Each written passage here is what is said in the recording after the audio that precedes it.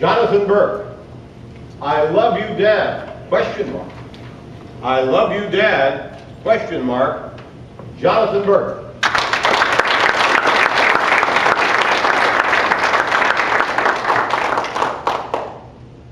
I love you, Dad. I love you, Dad. I love you, Dad. These 4 words I've never said to my father. If you knew the relationship that we had, you'd wonder, why do I even acknowledge that I have one? I still have the bruises from the unjustified beatings. The video games and coins are still missing from when he stole them. And all these years, the jealousy still lingers when I see my friends spending time with their father. But I still respect the man, not for what he's done, but for what he hasn't done.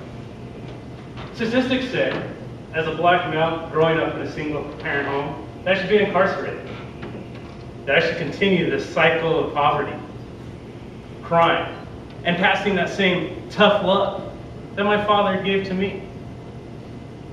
Ladies and gentlemen, I stand before you today because of my father. In my utmost desire not to become like him, I learned 3 valuable lessons in life that I'm going to share with you today. My first lesson I learned in my childhood. I played many sports, and I yearned for the day that my father would come watch me play. But all I ever seemed to get out of them were broken promises. And I would make excuses for those broken promises.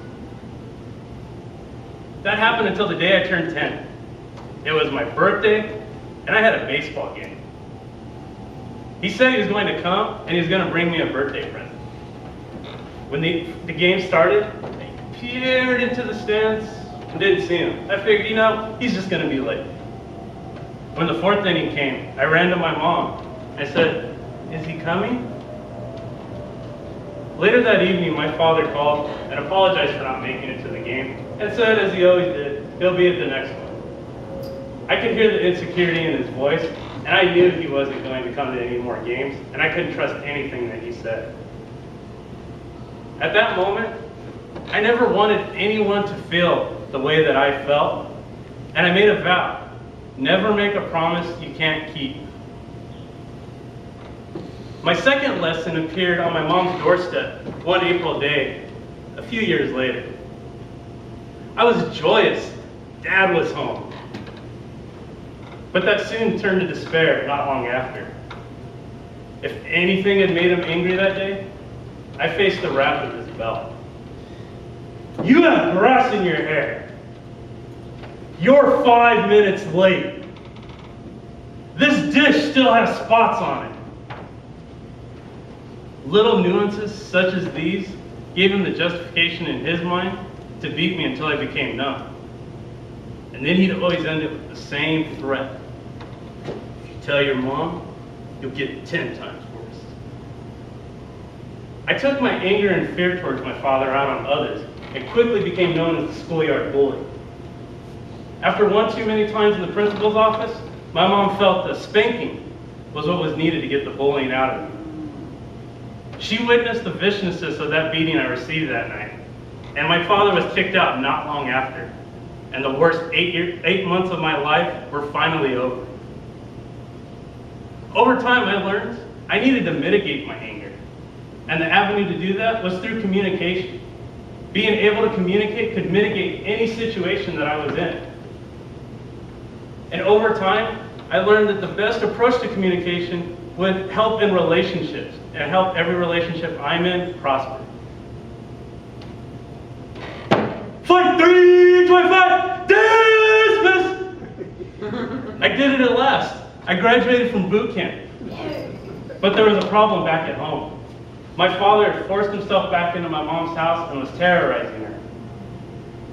When I reached my release date, I rushed to her aid, and my father was nowhere to be found. This sense of joy filled me, as I now knew my father feared me. My mom gave me the honor of serving him with a restraining order. I was filled with rage as I thought about all the pain he had caused me, and yet still had that sense of joy that he feared me. But it quickly turned to empathy as I saw a broken man standing before me who had reached rock bottom and knew that he had done a lot wrong. He apologized to me for everything he had done to my mom. I returned the next day, and in his absence, I left him a letter stating, "I forgive you, Dad, and I want to give you a second chance to be my father." He eventually did read that letter, and then he disappeared off the face of the earth. Having the ability to forgive someone that has wronged you so much was the hardest thing I ever had to do. But the moment I forgave him, I was at peace. And I eventually learned that if you can forgive someone who has wronged you, your mind, body, and soul will all be in harmony. I learned 3 valuable things from my father, and yet I don't think he's done teaching me. Over the past 5 years, my dad has introduced himself back into my mother's and I's life. He's reformed himself, he's clean of drugs, clean of alcohol, and at the age of 27, he came to my very first football game. Afterwards, he told me, "This was fun. I wish I would have came to other ones. I'm sorry." I learned valuable things from my father. And while they're not the typical things a son normally learns from his dad, without those, I wouldn't be standing before you today. I love you, Dad, but I'm just not ready to say it yet. Thank you.